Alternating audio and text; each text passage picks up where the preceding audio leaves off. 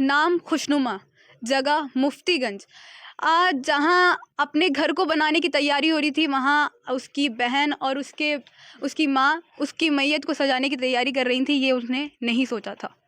आज जब मैं यहाँ पे पहुँची तो मुझे शायद ही लोगों के सवालातों का जवाब लेना था, लेकिन एक जवाब मुझे साफ साफ मिल गया है कि जितने भी ट्रॉमराइज औरतें हैं जो घर में बैठी हुई हैं और आदमियों की मारे खा रही हैं, वो एक बार अपने लिए आवाज़ उठा लेना तो वो शायद अपने आप को मरने से और अपने परिवार को एक दुख से बचा सकती हैं।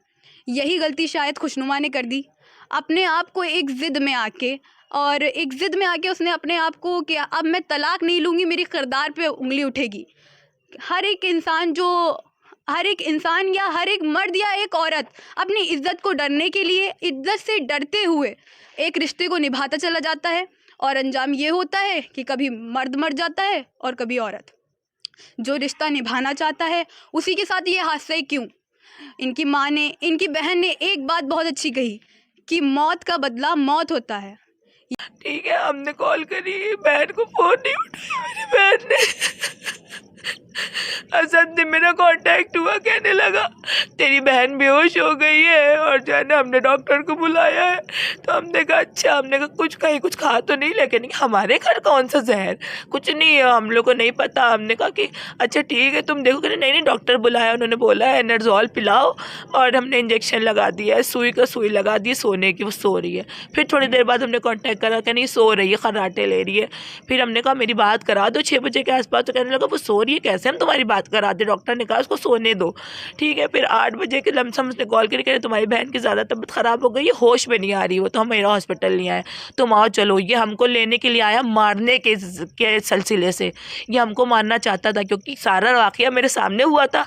ये पहली मेरी बहन को मार चुका था, हमें लेने आया, हमें घर ड्रॉप करने आया। कहने लगा अपनी माँ को अपने भाई को कुछ मत बताना कि हम तुम्हें लेने आए। लेकिन फिर भी हमने अपने भाई को बताया कि आपा की ऐसे तबीयत ख़राब है। मेरी बहन प्रेग्नेंट भी थी मैम, 1.5 महीना प्रेग्नेंट थी। उसी में इतना जुल्म किया मेरे बहन के साथ। ठीक है, हमको लेने के लिए आया यहाँ पे, यहाँ से कार पे लेकर आया, रास्ते भर लंबी लंबी सांसें लेता कि हमको मूसा बाग की तरफ से लेकर के गया, लंबा रास्ता। फिर एरा पहुँचा, एरा में नहीं पार्किंग करी, वहाँ आगे जाकर के अरमा हॉस्टल जो है बॉयज़ का, वहाँ पर पार्किंग करी और हमको बहाने से रोके रहा। हमने कहा उतरो गाड़ी से। जब उतरा गाड़ी से हम गाड़ी लगवाने लगे, हमने कहा उतरो हम गाड़ी लगवा लें। पर आया मेरे हाथ पकड़ के कह रहा है हंस के तुम्हारी बहन का इंतकाल हो गया, तुम परेशान ना हो। हम रोने लगे, हम धड़ से गिर गए, बेहोश हो गए। जैसे इसने देखा कि हम बेहोश हो गए, भाग लिया, सामने अरमा नर्सिंग होम की गली थी, उससे भाग लिया। वहाँ के आसपास के लोग जो थे वो मेरे थोड़े, हम वहाँ पे टीचिंग कर चुके हैं, वो लोग जानते थे, उन लोगों ने मेरी सहायता करी। जितने भी परिजन थे वहाँ पे के, वो लोग कहने लगे, उन लोग तब जैसे ही हम थोड़ा होश में आए तो हमने अपने भाई को कॉल करी, 112 पे हमने फ़ौरन कॉल कर दी थी, हमें वहीं पर छोड़ कर भाग गया ये। ठीक है, उसके बाद फिर पुलिस वालों ने 2 या 2.5 घंटे बाद, 2.5 घंटे हो गए थे वहीं पे तड़पते हुए, हम लोगों को कोई सुनवाई नहीं थी।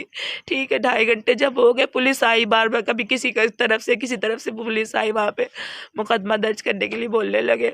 ठीक है, तब तक मेरी बहन की बॉडी हम लोग को नहीं दिखाई। ठीक है, एरा के अंदर भी नहीं लाया था, बाहर पोस्टमार्टम हो गया जी, है ना। रिपोर्ट आई, रिपोर्ट में अभी कुछ क्लियर नहीं हुआ है। ठीक है, अभी वो बाकी का जो अंदर के पार्ट्स होते हैं वो गए हैं, वो उसके जो है ना रिपोर्ट आनी बाकी है। जब 2 घंटे हो गए अभी तो कुछ नहीं साबित हुआ है।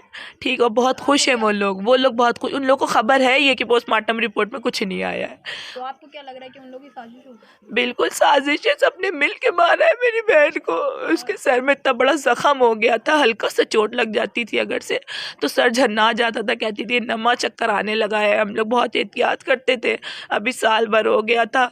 इन लोगों ने उसकी बीमारी का की आड़ ले करके उसको मार डाला है। और कोई बच्चे नहीं थे? नहीं, और कोई बच्चे नहीं थे। बच्चे का प्रेशर कि तू बच्चा नहीं, तू बांझ है, ये करती थी। हम बहुत नाराज़ हुए थे, हमने कहा इतना टॉक्सिक तुम्हारा हस्बैंड है, तुम बता तुमने क्यों ये कदम उठाया। कहने की बहन इन लोगों का मुंह बंद करने के लिए बदली कदम उठाया है।